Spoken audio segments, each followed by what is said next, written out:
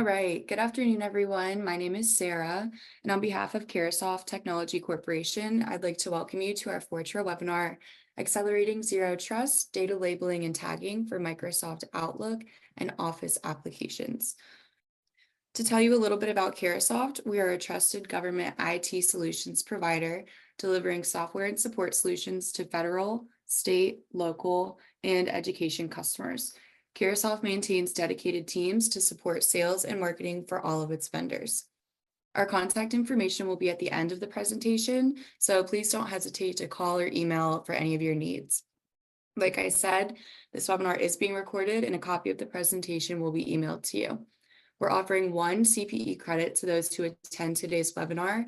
In order to qualify for this, you must be actively listening as well as answering the polling questions that will be presented. If you meet all of these requirements, you'll receive your certificate within 2 weeks. I'd like to introduce our speaker for today's presentation, Fortra's Solution Architect, George Hibbler. And with that, I will turn it over to you, George. Okay, good afternoon, folks. I'm George Hibbler. I'm a solutions architect with Fortra. I've been in the industry for probably about close to 40 years now. In the last 11 years or so, working in the data protection, data classification side of the fence, formerly with Titus. So I'm going to walk you through some of the things that we're seeing out there in the field. I work a lot in the government space. We've got Fortra DCS, or formerly Titus, installed in a number of labs around various organizations, whether they be in the federal space or big IT and folks like that. So we're getting a lot of exposure in Zero Trust, and Titus has been one of the key products that the folks are using to further their Zero Trust initiative. I'm going to turn the video off here because it does distract me a little bit as we go through the presentation.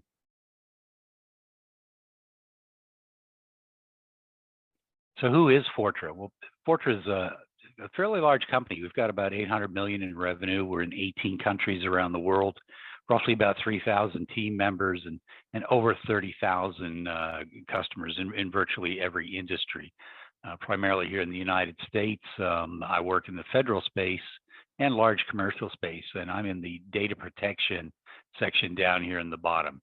You'll notice we've got numerous other groups within the Fortra providing capabilities from data centers through to SaaS into managed services and different areas of threat and data detection and prevention and things like that. So we're a multifaceted company, and with Fortra, one of the key things is they acquire best-in-breed companies. That's where they acquired Titus, and they've acquired Bolden James, Digital Guardian, just to name a few of them that are in our data protection group. So that's the key, is bringing together best-in-breed and providing a unified solution. Our data protection is an amalgamation of Digital Guardian, Titus, Bolden James, and Vera, our DRM solution. We've got over 1,500 customers that trust our data protection, and some of the things that we can do are data discovery, data labeling, data classification, endpoint DLP, network DLP, behavioral analytics, reporting, etc. So we've got a pretty strong product suite that covers all of these areas. So where do we fit in? What verticals? We cover all the verticals out there. I've worked with government, defense, oil and gas, pharma, and with finance. In some of the commercial regulations that we satisfy would be CCPA, GDPR, and a whole host of those alphabet soup type regulations, as well as the privacy concerns, and even into the national security side of the fence. So the data protection, interlocking solutions that protect your data, well, keeping your users productive, and we'll touch on that today on some of the ways that we can do that. Obviously, Digital Guardian is our DLP defense. Data classification being Titus, we put the labels and the metadata with the data, and our secure collaboration, formerly Vera, is encrypting it. And that comes into play when we talk about controlling content once it leaves your organization. I'm going to talk today about some of three key topics: navigating the unique data landscape, classification, CUI, NATO STANAG, and metadata standards. Now we'll talk about why a single method, and we need a varied approach, for Outlook and Office files with data labeling and tagging. And lastly, we'll touch on AI. AI has been in the news a lot lately, and definitely out there for a little bit longer than most folks think. And it's starting to come along. We're starting to see the fruits of the labor there, and certainly in the news with ChatGPT, and then also in the commercial sense on some of the products and labs that we're working with. So we'll talk about what's going on in that area. I'll start off with Zero Trust, and I think probably most of you have seen this diagram at some point, and we've got the pillars of Zero Trust: the users, devices, network, applications, automation, and analytics. There's no single solution out there that does Zero Trust, I'll say, out of the box. You can't go buy it off the shelf at Walmart. It's an amalgamation of multiple solutions to cover the depth and breadth of what's needed. What we're going to focus on today is down towards the bottom, the data component. And I don't really see a lot of discussion about that out there, which is one of the reasons we were prompted to kind of cover this in today's webinar. So we see that data, and it's going to start flowing back and forth across those various pillars. The challenge with that data moving back and forth and with Zero Trust is who's going to get access to what and how are we going to verify it. If the data doesn't have any identity, how do you know what you're protecting underneath there? It's kind of hard to protect it if you don't know what it is, and you get requests to access it via the network, through a device, or by a user. How are we going to determine what that is? Well, data labeling and metadata are the methods that we use to give that data identity, and this is what Titus has been doing for years. We're one of the leaders in the field. We'll kind of talk to that as we go forward. But if I give that data identity, now I've got multiple attributes that our Zero Trust policies can look at and make decisions, or more informed decisions, as towards, is George Hivler allowed to access that data, and is it appropriate for him to do that? So the tenets of Zero Trust is don't trust anyone until we verify that they have the appropriate authority to access content. So what are we seeing out there in the industry? Who am I working with? Well, I'm working with large financial institutions. I'm working with three-letter agencies, large government contractors and suppliers, large tech industry. So definitely the momentum is out there in the Zero Trust to effect these solutions. Some of the lessons that we've learned is identifying the data sensitivity is critical. Giving that data some identity and having values associated with it are key in that Zero Trust model. And all of the labs that I'm working with and the customers we're working with, Titus is the foundation for that. So we're down there in that bottom layer, in the data layer. And multiple attributes are used to determine access levels provided to that data. And so kind of the corollary is, without knowing the location and sensitivity of your data, you're trying to be the bodyguard for the invisible man. So we're going to look at giving that data some identity. In the classified world, it's pretty well understood what the different labels and sensitivity components are, and it's a very complex labeling structure for classification. COI, NATO STANIG, it's really just an extension of the classification in the high side with international partners. And then there's metadata standards that are coming out. But some of the markings that I do when I work in this environment can get very complex. So we've got complex banners at the top and banners down at the bottom. We've got things like control blocks. All of these elements contain information regarding the sensitivity of that content.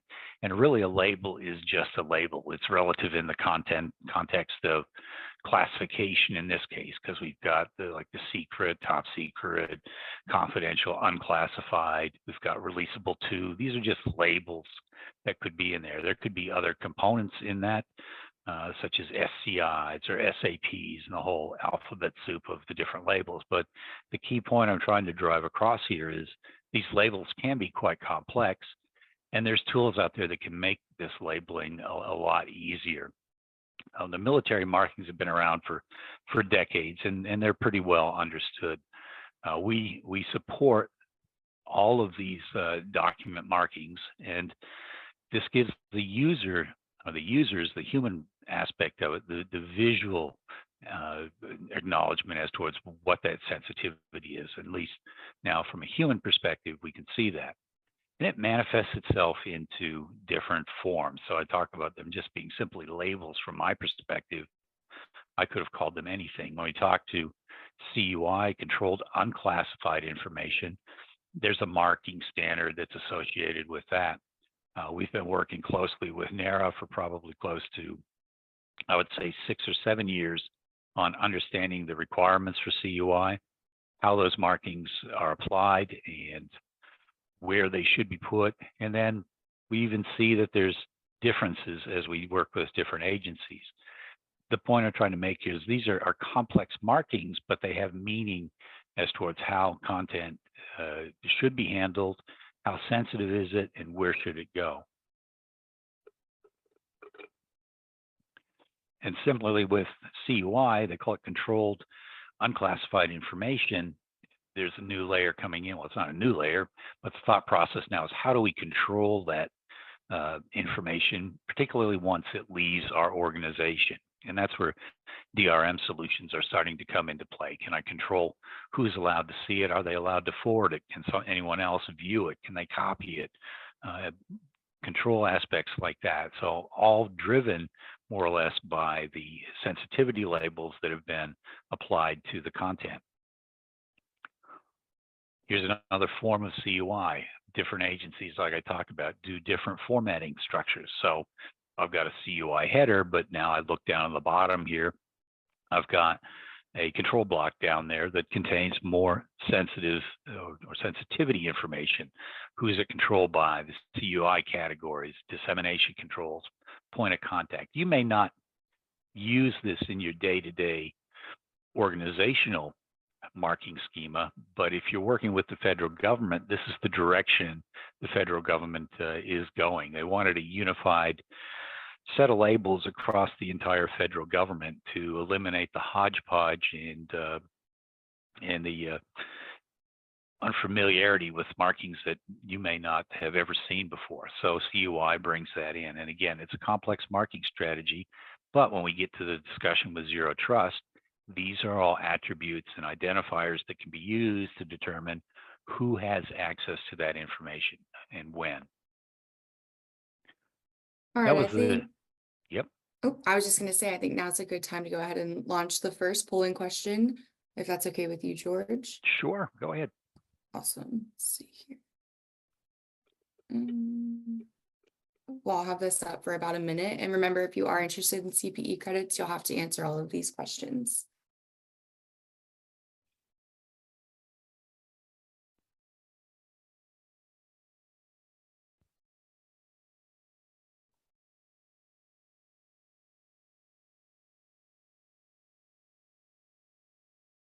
We have about 30 more seconds.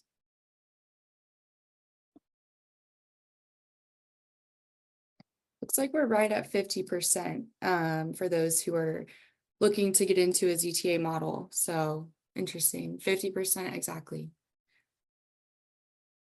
That is interesting because actually a lot of the conversations I've had lately, seems like the majority of the folks have had some efforts into the Zero Trust, but maybe working with a biased group here. So it shows us that Zero Trust, I'm going to say it's not easy. It requires thought and process. And I've got a slide towards the end that kind of speaks to that. But there are agencies out, or there are organizations out there that are building those models almost towards off the shelf. So it may be an amalgamation of products. So we are seeing adoption here through that poll.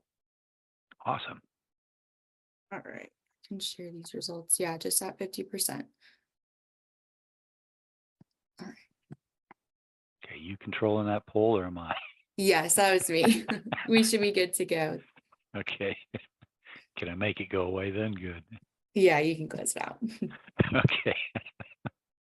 So we just talked about the visual aspect there so that humans can see that, but tied in with that is, humans aren't looking at everything. So we all have jobs because of computers typically, and how do the computers handle that? How do we handle that from the day-to-day operations that we're all familiar with? Well, computers use metadata, or tools use metadata to understand what that looks like. And single levels of metadata just aren't really enough to fully convey to both humans as well as machines as towards the level of sensitivity. So if I only had one level here and it was classification controls, and maybe that would be CUI, it could be maybe there's some ITAR controls in there, maybe there's it's a classified world, I've got secret, I've got confidential, or maybe it's engineering or something to that degree.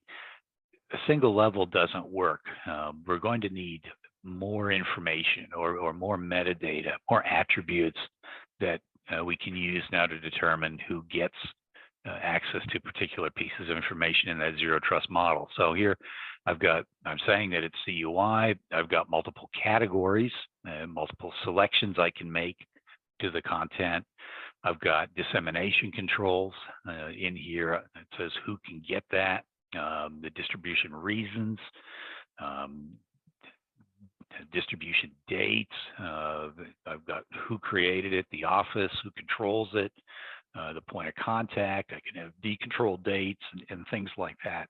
All of these pieces of information start to really give that data more visibility as towards how it can be managed and controlled. And that's what Zero Trust needs to feed that engine, the PEP, to make the decision: is someone allowed to access the data? Just because I was able to get into a file share and I had permissions to see the directory, see the folders, and see the files, it doesn't mean I'm necessarily should be allowed to access those files. And if this file has this type of metadata associated with it, now other subsystems can make an informed decision. Am I allowed to access that or even see that file? So to the point that the metadata embodies the sensitivity and identification in a machine readable format.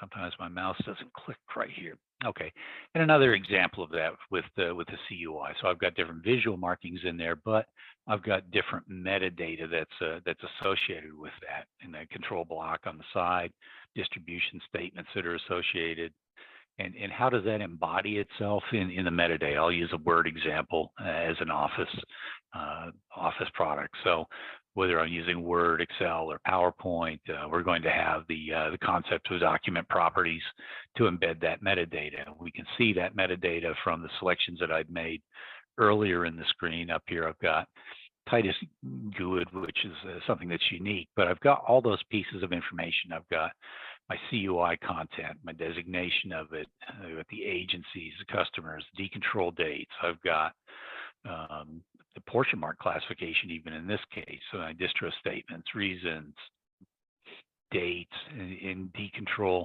things like that associated with it. So I've created a nice little package there that can be accessed by other systems to determine, use that as part of the decisioning process in a zero trust model. And I've given it identity as well.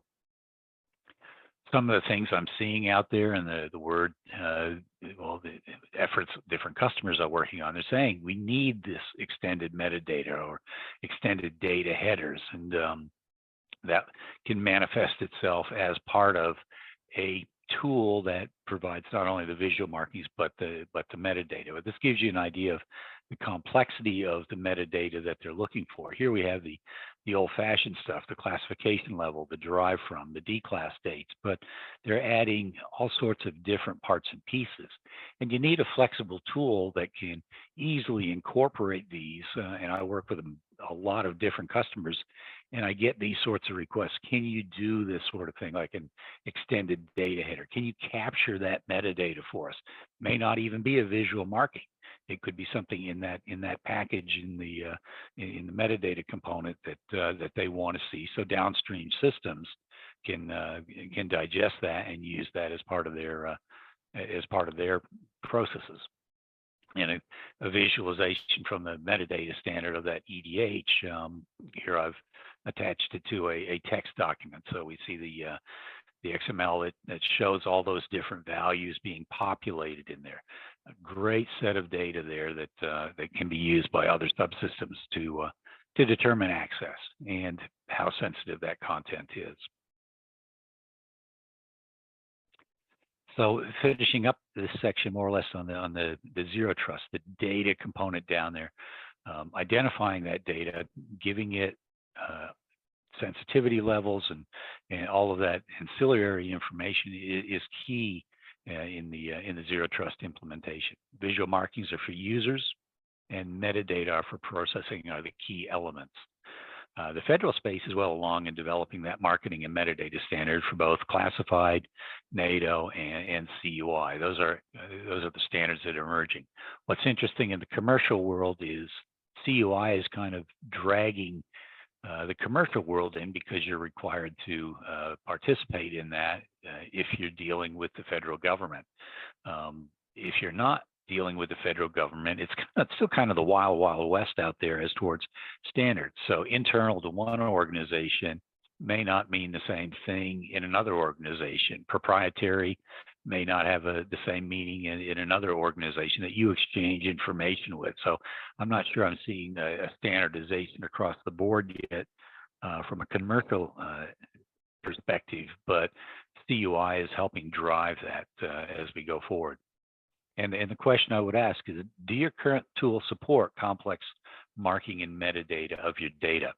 Again, you don't have to necessarily put the visual markings in, but that metadata can be there behind the scenes. Is your tool flexible, and does it support it? And then can your other elements in your ecosystem, can they leverage that as part of their policies?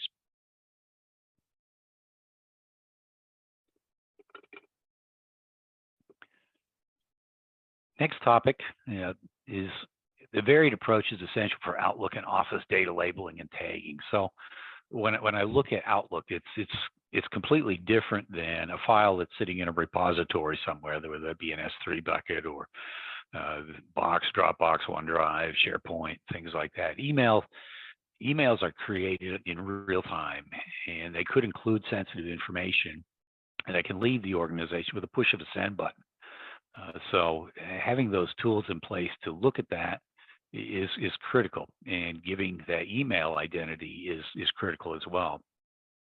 Emails can also have attachments that can include sensitive information. So you need to look at how do we manage those attachments? How do we prevent them from getting outside of the organization? And that's what the Fortra Data Protection is all about. That's where our digital guardian excels at looking at those emails and blocking and tackling and things like that, preventing egress of content outside of the organization. Conceptually, we need to identify and mark the emails with the visual markings and metadata. I got customers that don't want to mark things, and I understand that. There's a certain hesitancy there, but when we've been with Titus for as long as I have, we do it every day. It's like breathing air. And potentially sensitive attachments may require that email sensitivity to be elevated, or may entail more controls as towards how it is released, maybe enforcing encryption of the content or the attachments to that email. So an example down here, I know it's kind of hard to see on your screen. I've got an email, it's got some attachments to it, and it does contain a lot of PII and PCI type information. So we look at trying to send that, and the user, maybe they're forced to put some visual markings in. They said, okay, well, I've put my markings in. Is that good enough? I just want to get my job done and get this stuff out the board. Well, what about the attachments? Did the user even check that? So before sending the attachments, we can look at those attachments, and if they've already had the metadata applied to them, we know how sensitive it is. So now I'm building policies and rules around that. So let's have a look at that. We looked at that particular email and those attachments. And we said, wait a minute, the attachments had sensitive content in there. There's some tax info in this example. There's some health information in there, but the overall categorization of that email doesn't reflect that. So these are controls that now can be brought into play to say, wait a minute, I need to redo that level of sensitivity in that email. So we've scanned the email, we scanned the attachments, and now we've built out the true sensitivity label that can be read by human beings, as well as applying the metadata into the X headers of that email once it starts to traverse outside of the organization and through the organization. So these X headers can be acted on as gatekeepers or by the gatekeeping applications to determine, is that allowed to go where this user wants it to be sent to? Maybe we can block it at that point. So again, different approach, but we're using the same concepts, visual markings and metadata on that email. And we're doing these things sometimes behind the scenes. The user may not even know that. I don't need to put flashy alerts and warnings in front of the users. A lot of folks consider that annoying, but we can certainly minimize the volume on that and only alert potentially on the really serious stuff. So with emails, it's equally important to identify the sensitive content, provide those visual markings and metadata, and attachments that have been tagged with metadata can be easily identified and including in the overall email trust analysis. Question is it easier just to scan everything in attachments every time that they are accessed or attempted to be sent out? Or do we want to basically scan them once or create those metadata tags once, and now we've got that foundation again with the identity? If we want to do another poll question, now's a good time. Perfect. So I'll go ahead and launch this one, leave it up for about a minute, and then we'll share the results.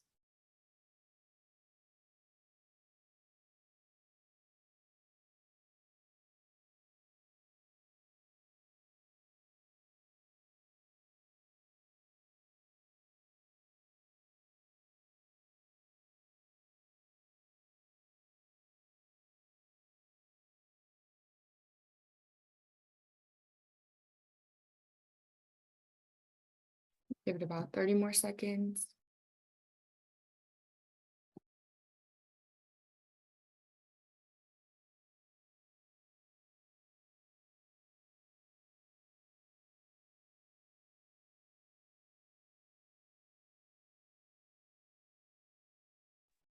All right. Looks like 84% said it's very important, 16 said moderately important, and nobody said it's not important to have data tagging. Excellent, excellent. And I'm not surprised by the moderately important because I'm really kind of using extreme examples here. I think there's a balance between too simple and way too complex. And if I use CUI as an example, I think they went overboard and took basically the classified schemas and made them so complex. And we're actually going to talk about that in the next section because that's a comment I hear a lot with CUI. But I'm using sort of extreme examples here to kind of drive the points home. Can I close this? Yes, you're good. Okay, good. We didn't practice this polling part, as you can tell. Oh, now I got to click back on the screen. Okay, so the down button works. Okay, kind of the next section is harmonizing the end user input, artificial intelligence, machine learning for labeling in the Microsoft environment. So kind of alluded to that in my comments a few seconds ago with the complaints I hear when I'm working with customers, particularly the ones with CUI, classified not so bad because there's a rigorous process on how the DoD trains their folks and rolls out classification. That's been entrenched for years, but CUI was kind of thrust upon everyone. And the biggest questions are, how do I train my users? I've got folks that have been doing the job like me for 40 years. And how are we going to train them on how do we do CUI? It's complex. There's a complex identifying that data get in way of the business. Our users are procrastinating which CUI categories they need to pick for this data. And they say it's too complex and they don't know how to do it. Is a simple marking metadata standard the answer? Well, public internal sensitive has been around forever, but it doesn't really tell me much, except maybe at a very high level as towards how I can protect that information. And I'm not sure it really helps in the zero trust model, even internally in figuring out, is George allowed to look at sensitive stuff or internal or public? Does a simple standard provide enough granularity? I think I kind of drove that point there.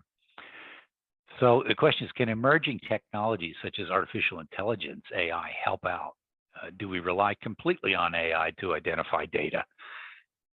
Personally, I'm not all for a self-driving car. I've taken my hands off the steering wheel and let it do its thing, and it scares me. But maybe that's just where we're at right now. In 10 years, that might be something different. So is there a balance? Can we combine and leverage the AI to help users understand that content, reduce the errors that potentially could be made, and make the business process faster, and answer that business need? So the next generation policy, at least this is what we're seeing in the Titus, DCS, Fortra classification tools, is merging that artificial intelligence and machine learning in with our policy engine. So how do we leverage that in? How do we make it so that we can get that AI to look at content?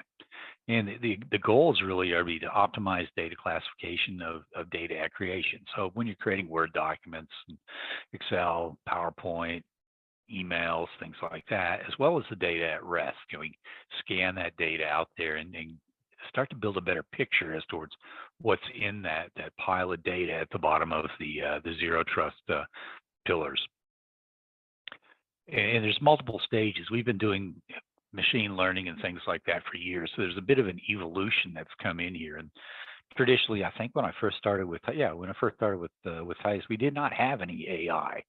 We were doing things what we call, kind of call it the old-fashioned way. We were using keyword searching. We were using regexes, dirty words, and things like that. I had one customer that had, I don't know, 1,500 dirty words. I know there was 1,500 of them because I typed them all in. And then we ran into problems because some of them were short forms of a longer word, and we were getting false positives and things like that. So that's kind of ancient history there. But that worked for a while, for a long time. You've got things like exact data matching and stuff like that, and character pattern matching. That's your old regexes. And so we started layering machine learning into it. And we wanted to be able to detect content and categorize it. That was kind of the first objective. So lump things into that public, internal, restricted group of categories. And we did that by training a machine learning engine.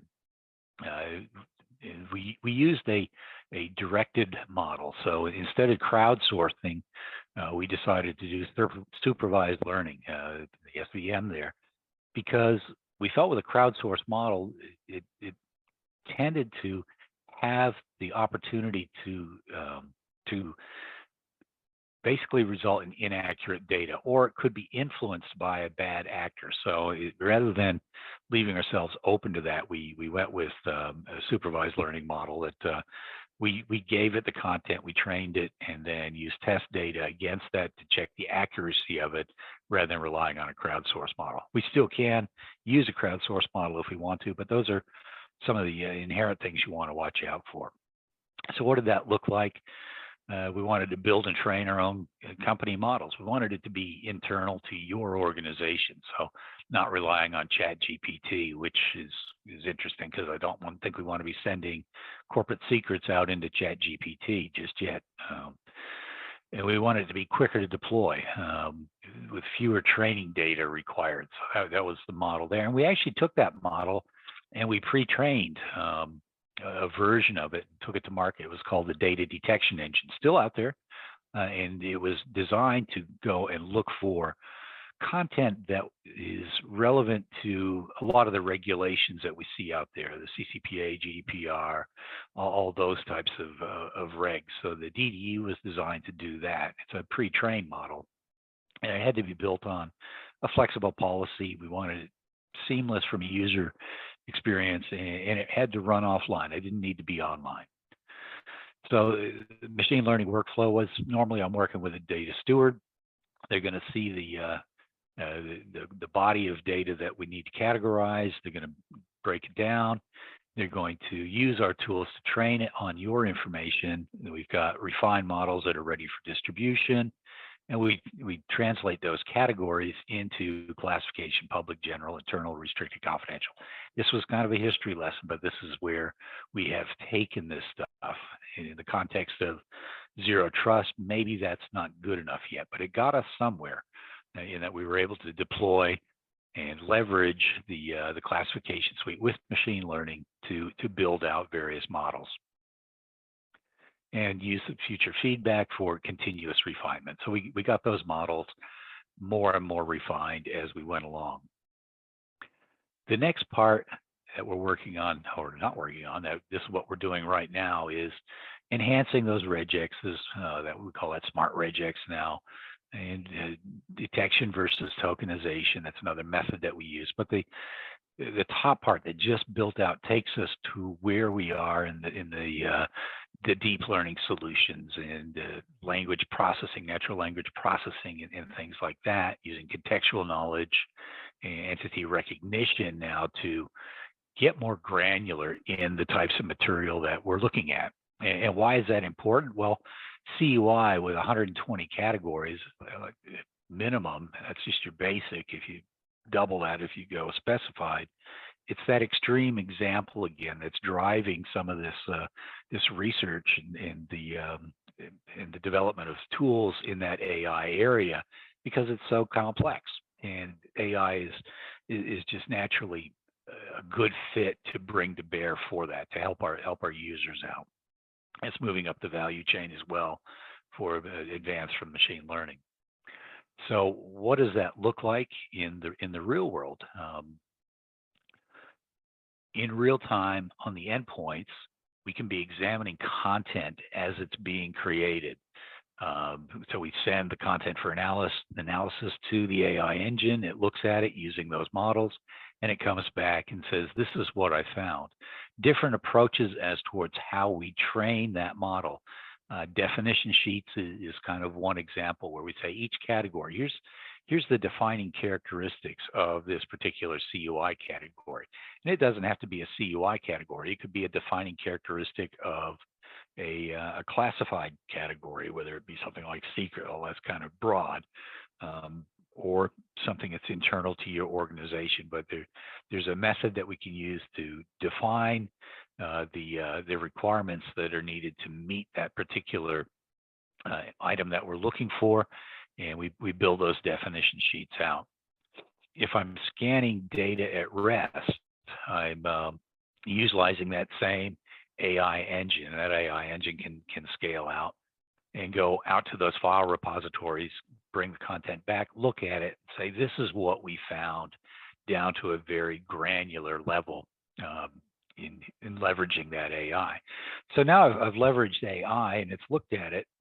How do we best use that? Because I just let a robot go and drive my car. Did I crash off the side of the road, or did I actually maintain my lane? So if we look at some examples like this, probably some trivial examples, all in all, behind the scenes, I've got an AI engine now, and as I save content, I let the AI engine look at that content and tell me what it's found. So in this case, it says, hey, I found CUI content, and here's the labels. So I'm involving the user in the decision that this is what we found. Do you agree? If you agree, all you have to do is a little bit further down. I couldn't fit the real estate on the screen. Is you say okay, and the AI and then the back end engine goes away and puts any visual markings, writes the metadata. So we're working in conjunction with the user. I could fully automate it. We'll talk about that in a second. Do I want to fully automate it? Let the engine just do it all. What if we make a mistake? That's the biggest concern. Nothing's 100% perfect. I mean, even if you look at humans, we make mistakes occasionally. My wife tells me that all the time. So we do make mistakes. So nothing's ever going to be perfect. But we can at least enhance the accuracy using AI. And when it gets into complex subjects, that's going to be something that we're going to need to look at. So by leveraging, how do I leverage that AI component? So within the AI, when I scan something, I'm usually going to come back with some sort of level of confidence, some percentage. What's my probability that we think it is what it is? And that's what I'm really showing you here. It works with confidence levels. And then I can build policies around that to say, well, we looked at the various content and we came back with various probabilities, or in this case, we're 96.3% certain that the content we looked at fit into a document category called POC walkthrough. We work with sales engineers. We don't have a lot of real world documents that we deal with besides RFPs and POC walkthroughs. So, but my point being is we've split that into a category. We say it fits, and it fits at 96% of the time. So we're giving the user, I could actually put that up on the screen and say, hey, we're 96% confident that this is what that content is, and let the user make a decision. Yeah, that makes sense. Or my AI engine was wrong. So where we're going with that, this is where the engines are going to start to get better, because as we see ChatGPT, AI engines like that improving, we're going to see commercial versions of that, preferably installable on-prem, so we're not going out to the public internet, refining, improving in their capabilities and the ability to scan different types of content. And there'll be different ways that we utilize to train those models, whether it be the brute strength approach with give me 150 documents in each category that you're interested in, and I'll train it that way, and give me some reference documents to check against, or whether it be maybe better crowdsourcing models, whether it be spec sheets that tell us what constitutes that category. But we are getting there, and that's what I'm seeing out there. It fits into Zero Trust. It's adding more towards the attributes, and it's getting towards more accurately providing that metadata and potentially visual markings if we want to associate that with the content. Might be a good point for another one of those polling questions. Perfect. This will be the last question. Let me.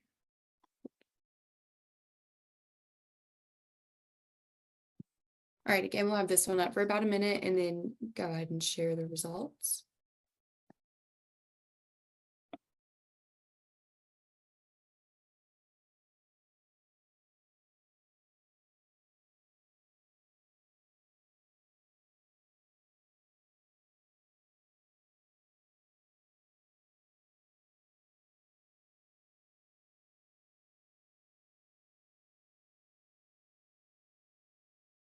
Thirty more seconds here on this poll.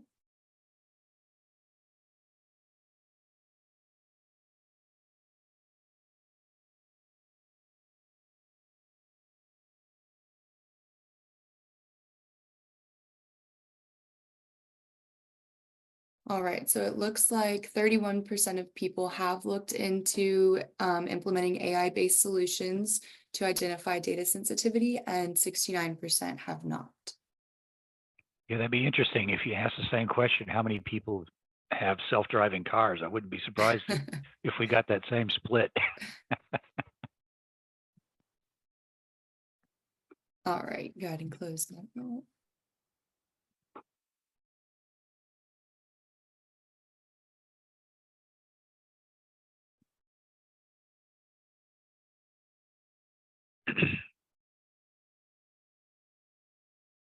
Okay, so kind of wrapping this all up, I've only focused on probably a pretty narrow component of Zero Trust, and it really was from that data classification perspective and the data down the bottom of the pillars.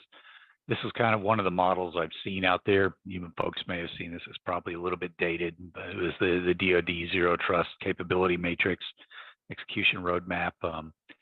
It's really hard to read because it contains so much. And the bottom line is, I don't think there's, like I said in the beginning, there's a single off-the-shelf product that you can buy. There's no Zero Trust at Walmart, and aisle number 7, you can't go buy Zero Trust. It's being constructed, and there's numerous organizations out there that are assisting customers in implementing Zero Trust and implementing various portions of it. It's a growing model.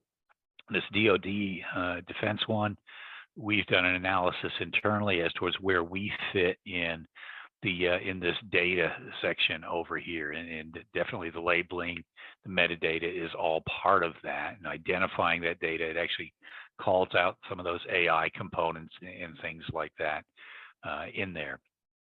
Other elements within Fortra can certainly cover the device, the automation and orchestration components, the networking and the environment, the applications and the workload. So it's not a single solution. It becomes almost a way of life in looking at the tools that you have, and can they satisfy various portions in whatever Zero Trust model you want to implement. I'd say stay tuned for some of the other players that we're working with that are bringing products to market to make that a little bit easier. And Fortra can help you with that. I've only touched on a few of the areas that that Fortra works in. Again, we've acquired best-in-breed products. We're putting them all together into a unified environment. Basically, we're integrating them all together, so we can certainly help you with your Zero Trust security model out there.